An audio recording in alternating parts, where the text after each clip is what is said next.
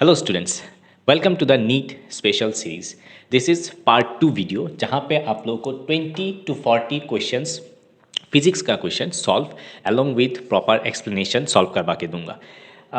जो स्टूडेंट्स नए हैं इस चैनल पे, आप लोग पार्ट 1 ज़रूर देखिए, बिकॉज पार्ट 1 पे मैंने 1 to 20 MCQ question along with explanation किए हैं। सो आप लोग नीट का और एक प्रीवियस ईयर पेपर यानी कि एक वीडियो पे मैंने करके दिया है 2022 का। सो आप लोग वो पेपर देखिए जहाँ पे अलोंग विद एक्सप्लेनेशन समझा के दिया हूँ full paper physics part. Okay, so ये जो नीट स्पेशल सीरीज़ है, थोड़ा मैं आप लोगों को बता देना चाहता हूँ कि इस स्पेशल सीरीज़ में 5 पार्ट होगा जहाँ पे 100 MCQ हम लोग कवर करेंगे। ये एक क्रैश कोर्स आप लोग बोल सकते हैं फिजिक्स के ऊपर। वीकली 2 वीडियो आएंगे, सो 5 वीडियो टोटल आएगा। सो इसमें मैंने क्या क्या जो क्वेश्चन मैंने चूज़ किया, सिलेक्ट किया, वो question whole 11 and 12 full syllabus को कवर किया हुआ है। ठीक है, ईच एंड एवरी चैप्टर से किया हुआ है अलोंग विथ जिस टाइप का क्वेश्चन आते हैं प्रीवियस ईयर पेपर को देख के मैंने क्वेश्चन डाला हुआ है। सो ये नीट स्पेशल सीरीज बहुत बहुत इंपॉर्टेंट होने वाला है, ठीक है, आप लोगों के लिए। So I hope this will definitely help you in upcoming NEET exam 2023। So move on to the part 2। Okay, जहाँ पे हम लोग 20 to 40 क्वेश्चन हम लोग यहाँ पे सॉल्व करेंगे। ओके, हेलो स्टूडेंट्स, हम लोग अभी स्टार्ट करेंगे नीट स्पेशल सीरीज का पार्ट 2। ओके, जो स्टूडेंट्स यहाँ पे नए हैं, आप लोग पार्ट 1 के लिए इस तरीके से देख सकते हैं। फर्स्ट ऑफ ऑल आप लोगों को कहाँ पे जाना है, प्लेलिस्ट में जाना है। उसके बाद नीट का जो प्लेलिस्ट है उसको सिलेक्ट कर लेना है। उसके बाद आप लोगों को नीट का जो स्पेशल सीरीज है वो आप लोग वहाँ से देख सकते हैं। सो अभी हम लोग स्टार्ट करेंगे 21 नंबर क्वेश्चन से। Okay, this is part 2 video NEET series का। चलो, physics part 2 special NEET series हम लोग वेरी वेरी इंपॉर्टेंट 100 MCQ करने वाले हैं। तो ऑलरेडी पार्ट 1 में हम लोग 1 से लेकर 20 क्वेश्चन कर लिए हैं, तो हम लोग आज नेक्स्ट 20 क्वेश्चन सॉल्व करेंगे। ये जो 20 क्वेश्चन है मेनली क्लास 11 से सिलेक्ट किए गए हैं। ओके, सो क्लास 11 का एक टोटल ब्रश अप यहाँ पे होने वाला है। सो 21 नंबर से हम लोग जब करेंगे, आप लोग देखोगे कि यहाँ पे ईच एंड एवरी चैप्टर से एक एक क्वेश्चन उठाए गए, एक दो क्वेश्चन करके। ठीक है, सो हम लोग अभी स्टार्ट करेंगे 21 नंबर। चलो स्टार्ट करते हैं। क्वेश्चन में क्या बोला है देखो, if L and R denotes inductance and resistance, बहुत बहुत इंपॉर्टेंट है, respectively, then dimension of L by R. देखो एल बाई आर क्या होगा, इज सेइंग दैट ऑफ क्या होगा एल बाई आर। देखो इस टाइप ऑफ क्वेश्चन अगर आते हैं तो अगर स्टूडेंट एल इंडक्टेंस का डायमेंशन निकालेंगे, उसके बाद आर का डायमेंशन निकालेंगे, उसके बाद डिवाइड करोगे तब चलेगा। बट इसके लिए मैक्स टू मैक्स आपका 10 मिनट चला जाएगा, 10 मिनट वेस्ट हो जाएगा, जो मैं 10 सेकंड में करके दिखा सकता हूँ। 10 मिनट वर्सेस 10 सेकंड। ठीक है, कौन सा बहुत अच्छा है? 10 सेकंड डेफिनेटली। कैसे देखो, सिर्फ आपको ये याद रखना है, right? L by are is equal to T, याद रखना। ठीक है, एल बाई आर जो है वो टी डायमेंशन आता है। ठीक है, सी आर कॉमा देके C R is equal to T, C multiplied by R. Question को थोड़ा घुमा के भी दे सकते हैं। And root L C is equal to T. तो टी कौन कौन से है यहाँ पे देखो, टी कौन कौन से है, रूट एल सी, उसके बाद C R and L by R. ठीक है, तो यहाँ पे क्या दिया है, L divide by R, that means C आ जाएगा टाइम पीरियड। समझ में आ गया, this is time period, very simple. ये तीन याद कर लो, बहुत इंपॉर्टेंट है। डायमेंशन निकली, आप लोग बहुत कुछ यहाँ पे डायरेक्टली कर सकते हो। नेक्स्ट क्वेश्चन इसी के ऊपर है, देखो। अब बताओ क्या होगा, C and L denotes capacitance and inductance. Dimension of L C क्या होगा, तो हम लोग को क्या पता है कि रूट एल सी है ये, तो एल सी कितना हो जाएगा, टी स्क्वायर, यानी कि टाइम पीरियड स्क्वायर। ठीक है, वेरी सिंपल, टाइम पीरियड का स्क्वायर। चलो next question 23rd। A projectile is thrown at an angle 40 degree with the horizontal and its range is r1। तो इसका एक फिगर हम लोग ड्रॉ कर लेते हैं। तो सपोज ये है प्रोजेक्टाइल और ये जो एंगल है वो है 40 degree. Fine, according to the question another projectile is thrown at an angle 40 degree with the vertical and its range is r2।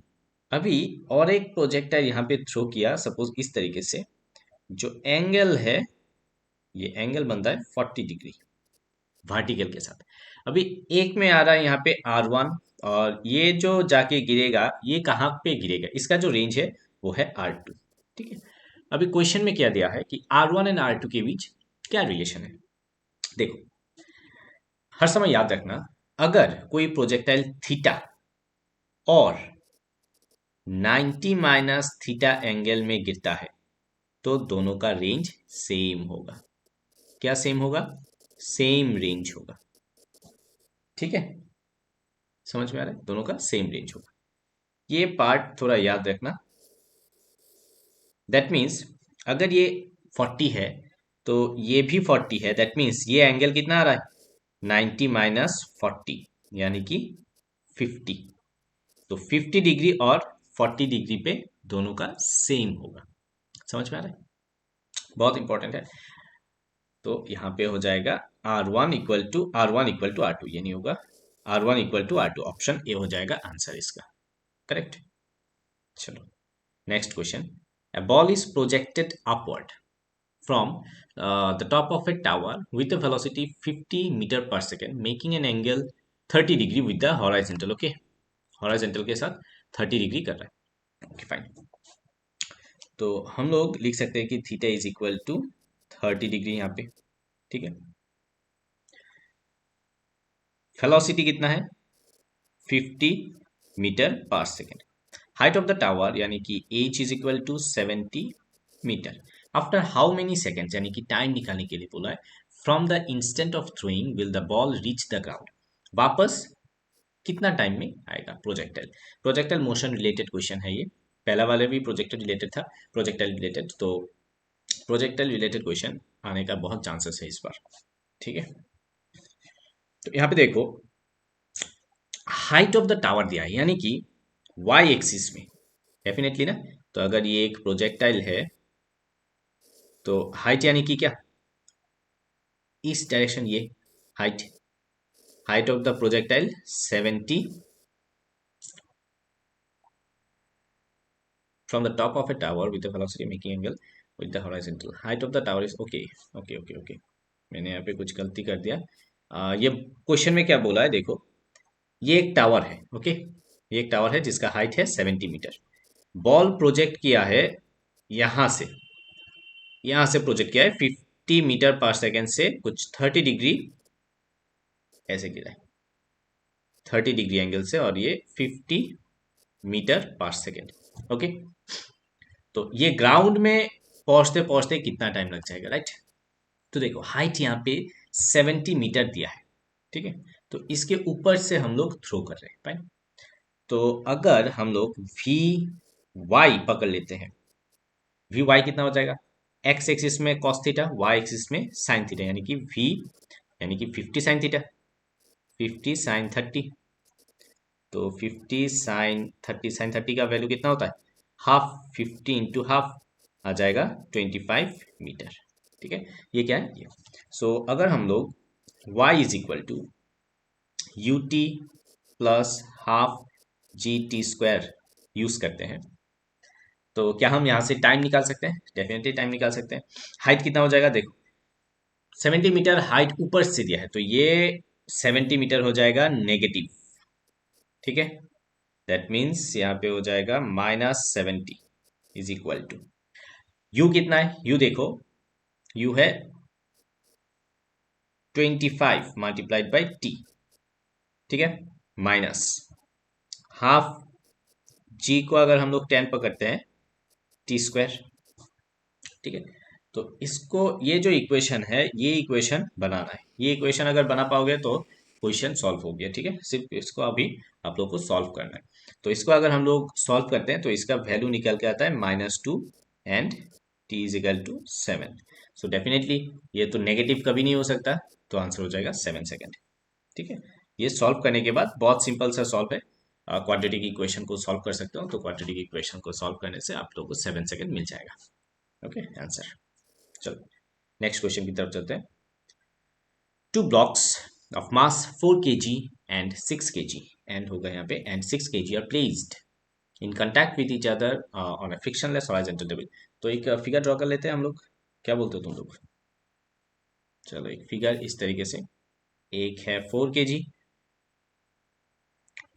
एक है 6 kg।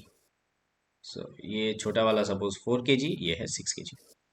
If we apply push of 5 newton, यहाँ पे पुश कर रहा हूँ कहाँ पे, on the heavier mass, 5 newton push दे रहा हूँ heavier mass, the force on the lighter mass will be, इसके ऊपर कितना फोर्स आएगा, बहुत इंपॉर्टेंट है।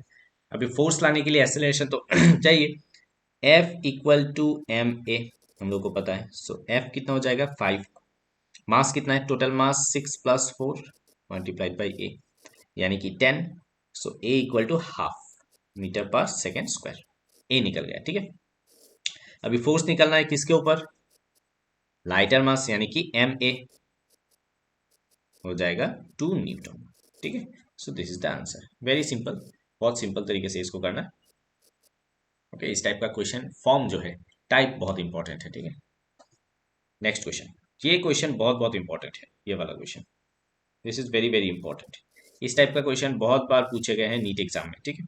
क्या बोला है, एक फोर्स का इक्वेशन दिया है, x on a body, as a result of which the body get displaced from x equal to 1 metre to x equal to 3 metre, work done will be कितना होगा, वर्क डन कितना है। So work done का formula क्या है, देखो, integration f d x, okay, x1 से x2। तो इसको अगर हम लोग यहाँ पे बिठाएंगे, x1 कहाँ पे, 1 2 3 है, 3x² प्लस 2x dx, इसको अगर इंटीग्रेट करेंगे कितना आ जाएगा, 3x³ by 3 plus 2x² by 2, और लिमिट बिठा दो 1 से 3। इसको अगर हम लोग सॉल्व करेंगे, हम लोग का आंसर आ जाएगा 34 जूल, जो कि मैं कर चुका हूँ, ठीक है। 34 जूल हो जाएगा इसका answer. So this is very very important, याद रखना है, इस टाइप ऑफ क्वेश्चन बहुत ज्यादा आने की चांसेस है, ठीक है। नेक्स्ट क्वेश्चन, ये देखो कंसेप्ट बेस्ड क्वेश्चन है, okay. When a body moves with constant speed in a circular path, then its क्या क्या कांस्टेंट रहता है, एक्सेलरेशन कांस्टेंट रहता है, नहीं। सेंट्रीपिटल एक्सेलरेशन पता है ना, दो टाइप का एक्सेलरेशन रहता है, इस तरीके से और इस डायरेक्शन में, ठीक है। और ये हो जाता है नेट एक्सेलरेशन ए, हाँ। सो टेंजेंशियल एक है और एक है सेंट्रीपिटल। सो ऑलवेज चेंजिंग रहता है, कांस्टेंट एक्सेलरेशन नहीं होता है, सो ये नहीं होगा। कांस्टेंट वेलोसिटी भी नहीं होगा क्योंकि डायरेक्शन चेंज होता है। यहाँ पे वर्क डन जीरो रहता है, okay, F dot T x यहाँ पे जीरो रहता है, टोटल वर्क डन जीरो रहता है ऑलवेज, ठीक है, कोई भी वर्क करना नहीं पड़ता है। चलो, the reason behind that is that force यहाँ पे जीरो रहता है, टोटल फोर्स जीरो रहता है, ओके। ओके, नेक्स्ट क्वेश्चन, चलो ये बहुत इंपॉर्टेंट क्वेश्चन है, बहुत इंपॉर्टेंट क्वेश्चन, इस टाइप का क्वेश्चन आने का बहुत चांसेस है। इसका रीजन ये है कि यहाँ पे देखोगे कि एंगुलर वेलोसिटी रिलेटेड क्वेश्चन बहुत बार आ चुके हैं नीट एग्जाम में, ओके। क्वेश्चन क्या है, देखो, a thin circular ring of mass m and radius r is rotating about the axis with constant angular velocity omega. Okay. Four objects, each of mass m, are kept gently to the opposite ends of two perpendicular diameter of the ring. Angular velocity of the ring क्या होगा, देखो question को समझते हैं और इसको part part करके हम लोग इसको करते हैं। A thin circular ring of mass m and radius is rotating about an axis with constant velocity. अगर एक रिंग है सपोज ये, तो इसको हम लोग घुमा रहे हैं, ओके। इसका जो वेलोसिटी है, एंगुलर वेलोसिटी ओमेगा है, जिसका मास m और रेडियस r है, मास m है, फाइन, ओके।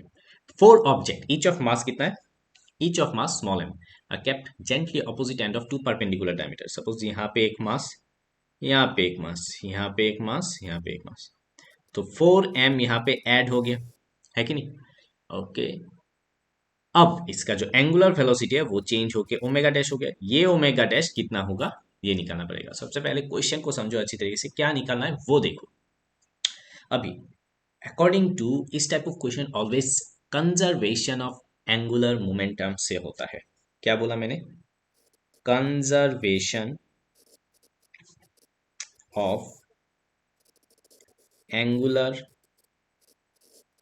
मोमेंटम, ठीक है, कंजर्वेशन ऑफ एंगुलर मोमेंटम से होता है। सो कंजर्वेशन ऑफ एंगुलर मोमेंटम क्या बोलते हैं, देखो पहले जो मोमेंट ऑफ इनर्शिया था मल्टीप्लाइड बाय पहले जो ओमेगा था इज इक्वल टू, इसको ओमेगा 1 कर दो, ठीक है, इसको ओमेगा 2 कर देते हैं, अच्छा होगा, इक्वल टू I2 ओमेगा 2, ये ऑलवेज कांस्टेंट रहता है। तो पहले मोमेंट ऑफ इनर्शिया कितना था, एम आर स्क्वायर, ठीक है ना, m r square omega 1 equal to, अभी नेक्स्ट क्या हो जाएगा, चेंज हो जाएगा, कितना, मास हो जाएगा m plus 4m m r square, क्योंकि रिंग का जो मोमेंट ऑफ इनर्शिया है वो एम आर स्क्वायर फॉर्म में होता है, ओमेगा 2, ठीक है। सो देखो हमने एक्चुअली क्या किया, ओमेगा, कंफ्यूज मत होना क्योंकि ओमेगा 1 ही है एक्चुअली ओमेगा, ठीक है, इसको मैंने हम लोग ओमेगा 1 पकड़ लिया, ओके। सो ओमेगा 2 निकालना है ना, आर स्क्वायर कैंसिल आउट करो, so omega 2 will be equal to capital M omega 1 divided by M plus 4m, कौन सा यहाँ पे आ रहा है, option C, right, option C will be the correct answer. So इस तरीके से इसको सॉल्व करना है। चलो next question, 29 number question, for a body to escape gravitation, very very important, again conceptual based, body to escape from the earth, angle at which it should be fired, किस angle से ये fire करने से वो बाहर जाएगा, okay. याद रखना, अगर हम लोग एस्केप वेलोसिटी का बात करते हैं इक्वल टू √2gr, ठीक है, तो यहाँ पे कहीं भी एंगल का मेंशन नहीं है, सो अगर एंगल का मेंशन नहीं है तो यहाँ पे कोई भी एंगल से भेजो ये चला जाएगा, याद रखना, ठीक है। Next question, again from gravitation, but this is very very important, again इसका रीजन क्या है इंपॉर्टेंस होने का, इंपॉर्टेंट ये इसलिए है क्योंकि थोड़ा ये हटके है, इजी है, केपलर लॉ बेस्ड है। देखो किस तरीके से, the period of revolution of planet A around the sun is 8 times that of P, ठीक है, जो दिया है वो हम लोग लिख लेते हैं, T suppose A equal to 8 times T B, okay. distance of A from the sun is how many times greater than that of B, अभी डिस्टेंस कितना टाइम्स है, डिस्टेंस जो है ए से कितना टाइम्स ग्रेटर है, तो ये एक क्लू है। तो टी, टाइम और डिस्टेंस के बीच एक ही रिलेशन है, कैप्लर्स थर्ड लॉ, क्या है, T square proportional to R cube, इसी के ऊपर बेस्ड है, सिंपल इसके ऊपर बेस्ड है। तो इसको कैसे करना है, देखो इसको करना है ऐसे, अगर हम लोग रेडियस निकालना है ना, so suppose RB by RA,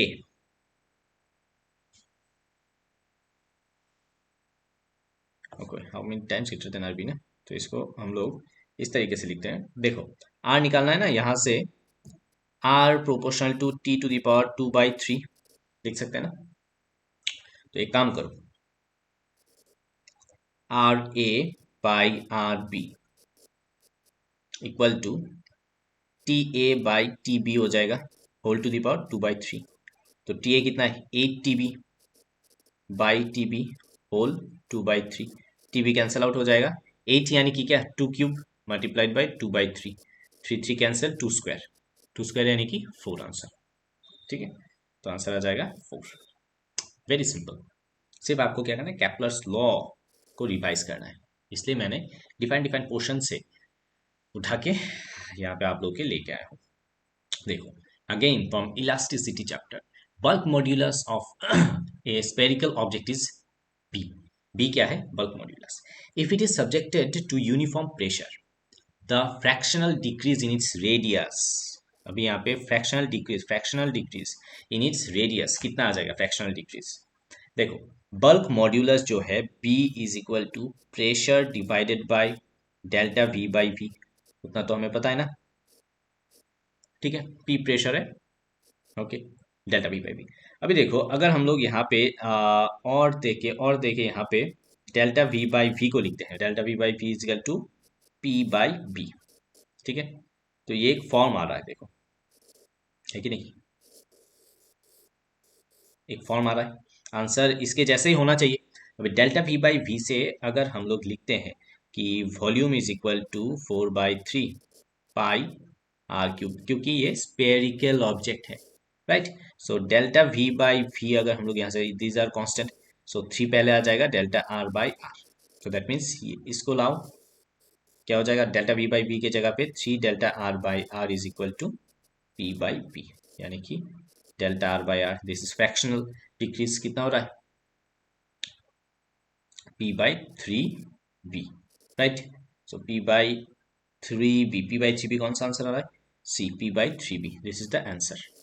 okay, चलो नेक्स्ट क्वेश्चन की तरफ चलते हैं। 32, this is very very important again, ये क्वेश्चन भी बहुत इंपॉर्टेंट था, इस टाइप का क्वेश्चन आने का बहुत चांसेस है, टाइप का क्वेश्चन। ओके, टाइप बहुत इंपॉर्टेंट है, किस तरीके से करते हैं वो इंपॉर्टेंट है, प्रोसेस इंपॉर्टेंट है, ठीक है।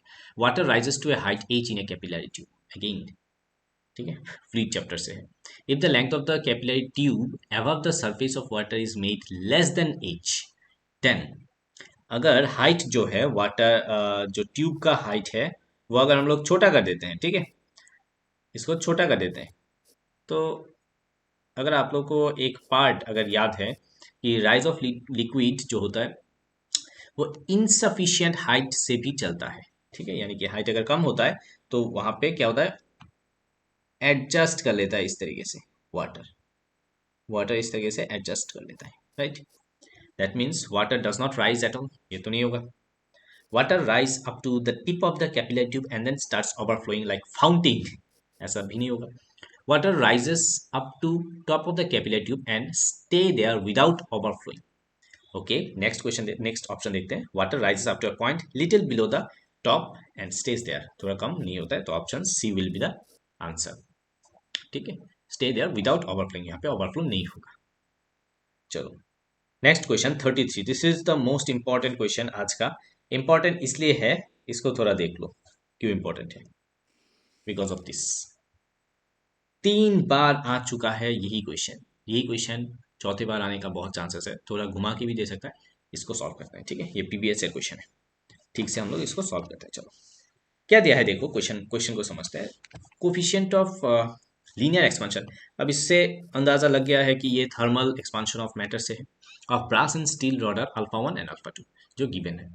Length of the brass and steel rods L1 and L2, okay, if L2 minus L1 is maintained same, इसको गौर करो क्या है, L2 minus L1 is maintained same at all temperatures, ठीक है। अभी कौन सा होगा ये रिलेशन चार में से।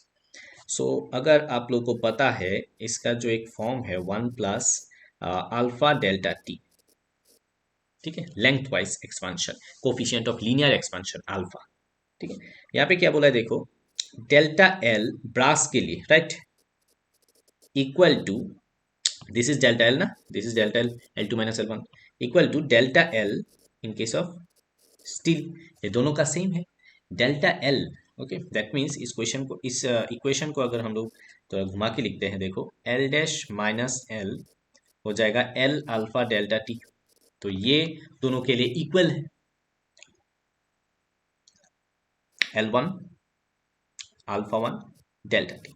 अभी फॉर ऑल टेम्परेचर दिया है, right, L2 alpha 2 delta T को हटाओ, L1 alpha 1 equal to L2 alpha 2, option L2 alpha 2 D, option D मिल रहा है ना, हाँ option D, D is the correct answer, ठीक है, इसीलिए इंपॉर्टेंट है इसके ऊपर। अभी नेक्स्ट बार जो एग्जाम है इस पे सुपरफिशियल एक्सपांशन के भी ऊपर आ सकते हैं या फिर वॉल्यूमेट्रिक एक्सपांशन, थोड़ा ये फॉर्म चेंज हो जाएगा बट पैटर्न सेम रहेगा, ठीक है। Next question 34, yes, again very very important, previous year खोल के देखो, इस टाइप का क्वेश्चन बहुत बार आ चुका है, ठीक है। Black body has maximum wavelength lambda m at 200 kelvin, its corresponding wavelength at 300 kelvin will be, कितना होगा, 300 केल्विन पे वेवलेंथ कितना होगा। देखो वाइन्स डिस्प्लेसमेंट लॉ अगर हम लोग फॉलो करते हैं, Wien's law lambda M into T is equal to constant, okay. So अगर हम लोग रेशियो लेते हैं, सपोज लैम्डा एम कितने पे 2000 is equal to k, this is equation 1, lambda m dash at 3000 कितना है, वो भी कांस्टेंट है, इक्वेशन 2, दोनों को डिवाइड करो, डिवाइड करने से क्या आएगा, lambda m by lambda dash m multiplied by 2/3 आ जाएगा इक्वल टू 1। सो कितना आएगा, lambda m dash will be 2/3 lambda m, ठीक है ना, लैम्डा डैश निकालना है हमें, इसका वेवलेंथ है लैम्डा डैश। सो 2/3 लैम्डा एम, 2/3 लैम्डा एम। इसको गलती मत करना 3/2, इसलिए ये क्वेश्चन ऑप्शन दिया है। 2/3 हो जाएगा आंसर, 2/3 लैम्डा एम। ओके, चलो नेक्स्ट। सिर्फ आपको क्या करना है, ये फॉर्मूला याद रखना है। This is the formula to remember. Okay, 35 number, next question. 35 from thermodynamics और KTG. Okay, very very important. KTG का एक वीडियो निकला है, इसी चैनल पे देखना कि KTG kinetic theory of gases, आप लोग प्लेलिस्ट में जाके उस वीडियो को आप लोग को मिल जाएगा। वहाँ पे each and every formula specially needed for entrance exam सब कुछ दिया हुआ है। ठीक है, चलो 35 नंबर, वेरी वेरी इंपॉर्टेंट। क्या है, molar specific heat at constant pressure यानी कि सीपी एंड वॉल्यूम यानी कि सीवी आर डिनोटेड बाय, अच्छा ये तो पता ही है। If gamma equal to CP by CV वो भी पता है, and R is the universal gas constant, then CV is equal to how much, CV का वैल्यू कितना है in terms of gamma, gamma के रिस्पेक्ट में। तो अगर आप लोग को पता नहीं है तो ये सब फॉर्मूला देख लो, 1 प्लस एफ बाई 2 आर, ये एक फॉर्मूला है number 1। Number 2 CV CP CV, CV equal to f by 2r by 2r। Okay, and third formula है गामा का, gamma is equal to 1/2/f। तो हम लोग को किन के बीच निकालना है रिलेशन, सीबी और इसके बीच, राइट। सो देखो यहाँ पे अगर हम लोग लिखते हैं कि gamma is equal to 1 plus 2 f by 2 के जगह पे आर बाई सी वी लिख सकते हैं। हम लोग को निकालना क्या है, सी वी ना, तो सी वी अगर निकालना है gamma -1 is equal to R by C V, so C V is equal to R by gamma -1। Okay, option कौन सा आ जाएगा, ऑप्शन आ जाएगा 1A, option A is the correct answer. ठीक है, दीज आर द फॉर्मूला, इसको याद कर लो, ये 3 फॉर्मूला याद कर लो। ठीक है, 1 2 3, वेरी वेरी इंपॉर्टेंट। 36 थर्मोडायनेमिक्स से बोला है कि gas is taken through the cycle ABCD, ABC उसके बाद ए, टी नहीं है, what is the net warden by the gas, total warden कितना है। सो अगर आप लोग को याद है कि टोटल वार्डन जो है वो होता है एरिया, सो एरिया निकालो यहाँ पे, work done equal to half multiplied by AC multiplied by BC। Okay, half AC का वैल्यू कितना है 5, क्योंकि 2 और ये है 7, तो 5 multiplied by 10 to the power -3, यहाँ पे आ रहा है 264 multiplied by 10 to the power 5। Okay, इतना जूल आ जाएगा, यहाँ पे देखो 2 से इसको 2 10 10,000 जूल, यानी कि option A answer. Okay okay, next question की तरफ चलते हैं। तो यहाँ पे जो टेक होम मैसेज है वो है, वार्टन किस तरीके से निकलता है, वार्टन देता है area, this area represent, area enclosed in PV diagram, याद रखना इंडिकेटर डायग्राम में ऑलवेज क्या देता है, पीवी डायग्राम में एरिया देता है Wharton. Okay, next question, again thermodynamics system में देखो ये क्वेश्चन सिमिलर है, बट थोड़ा यहाँ पे एक चीज जानने का है, क्या है, ABCD साइकिल से लिया गया, fine heat rejected by the gas during the cycle, हाँ ड्यूरिंग द साइकिल। देखो ये एक साइक्लिक प्रोसेस है ना, इन केस ऑफ साइक्लिक प्रोसेस याद रखना, साइक्लिक प्रोसेस में जो चेंज इन इंटरनल एनर्जी है वो ऑलवेज 0 होता है। ठीक है, तो दैट मीन्स डेल्टा Q जो है is equal to delta W हो जाएगा according to first law, plus DU नहीं रहेगा। Okay, this is equal. So हमें क्या निकालना है, वार्डन, वार्डन यानी कि एरिया, एरिया कितना है 3V, V यानी कि 2V मल्टीप्लाइड बाई 2P से P लेके गए यानी कि P, 2PV, so option A will be the answer. Fine, next question की तरफ चलते हैं। 38, a gas mixture consists of 2 moles of oxygen and 4 moles of 2 moles of oxygen and 4 moles of argon at temperature T, neglecting all vibrational mode, the total internal energy of the system, total internal energy of the system कितना है, very very important, because this is completely related to formula. अगर आप लोग को formula नहीं आता है तो ये क्वेश्चन हाथ से निकल जाएगा।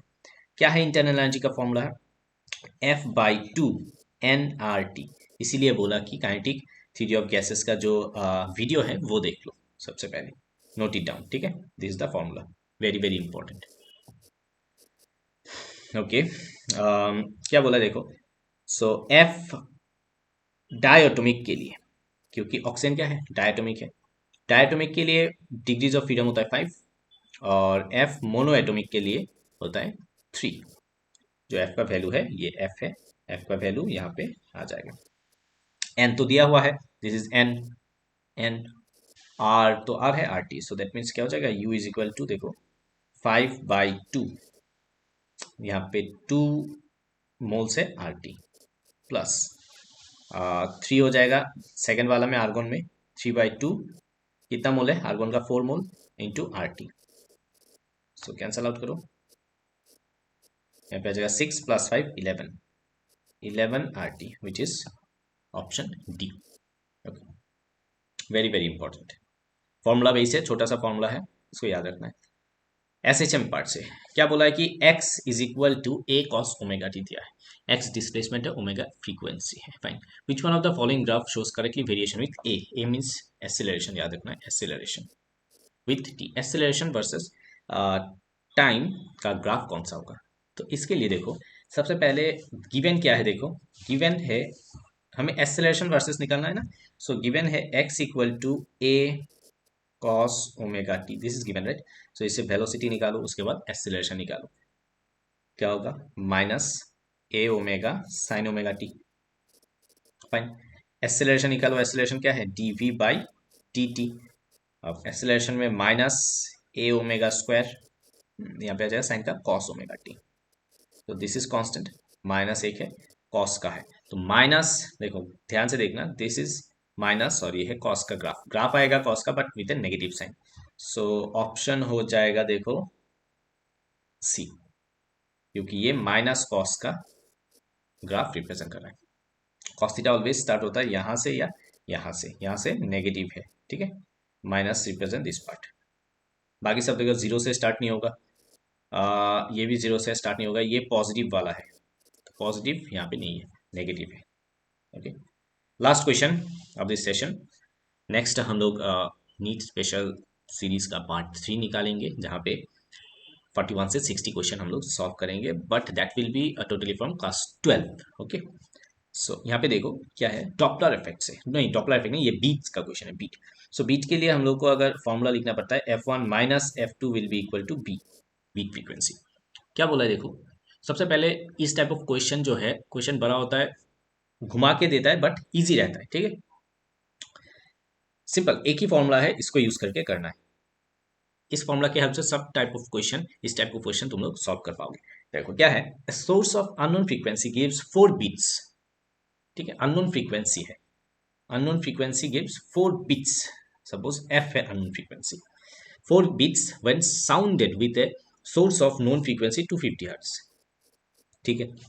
तो अननोन फ्रीक्वेंसी निकालते हैं, कितना है, F is equal to beat 250 plus minus 4, ऐसा हम लोग निकालते हैं, बीट फ्रीक्वेंसी को प्लस करते हैं, प्लस माइनस करते हैं, तो आंसर आ जाएगा 254 एंड 246, ये दोनों में से एक आंसर आएगा, यानी कि इन दोनों में से आंसर हो जाएगा अननोन फ्रीक्वेंसी। अभी नेक्स्ट लाइन पढ़ के हम लोग को समझना पड़ेगा, second harmonics of the source of unknown frequency give 5 beat per second when sounded with source of frequency 513। अभी 513 किस पे आएगा वो निकालना है, ठीक है, 254 या 246, सपोज हम लोग पकड़ लेते हैं सेकेंड हार्मोनिक्स पे, इफ 254 पे हम लोग पकड़ लेते हैं, ठीक है, सो इसको ट्वाइस मल्टीप्लाइड बाय 254 आ जाएगा 508। अभी 508 के साथ 5 बीट है ना, तो हम लोग करते हैं 508 प्लस 5 आ जाएगा 5513, है ना, तो यहाँ पे मिल रहा है जो फ्रीक्वेंसी है, वो फ्रीक्वेंसी हम लोग को यहाँ पे मिल रहा है। अगर हम लोग 508 से माइनस करते हैं 5, ठीक है, आ जाएगा 502, वो नहीं मिल रहा है, ठीक है, हम लोग को नहीं मिल रहा है, 502 नहीं मिल रहा, तो ये है आंसर, दैट मीन्स हम लोग किसको लेके गया, दिस 254, तो हम लोग को आंसर मिल रहा है ये, ठीक है, so this is the answer 254। समझ में आ गया, इसको थोड़ा घुमा के करना है और कुछ नहीं है बस। तो इसके साथ आई होप कि ईच एंड एवरी क्वेश्चन बहुत इंपॉर्टेंट था, ये वाला क्वेश्चन भी बहुत इंपॉर्टेंट है, ठीक है। So keep watching this type of video and update रहिए, क्योंकि कुछ ही दिनों में नेक्स्ट जो पार्ट है वो पार्ट आने वाला है। ओके, सो हम लोग चलते हैं फर्स्ट वाला पार्ट पे। अगर आप लोग अगेन बोलते हैं कि अगर नए हैं तो फर्स्ट पार्ट को इस तरीके से आप लोग जाके देख सकते हैं। So thank you very much for watching this video and comment कीजिए कि अगर किसी पार्ट पे डाउट है या फिर प्रॉब्लम रहता है तो आप लोग कमेंट कर सकते हैं कमेंट बॉक्स में। Thank you very much.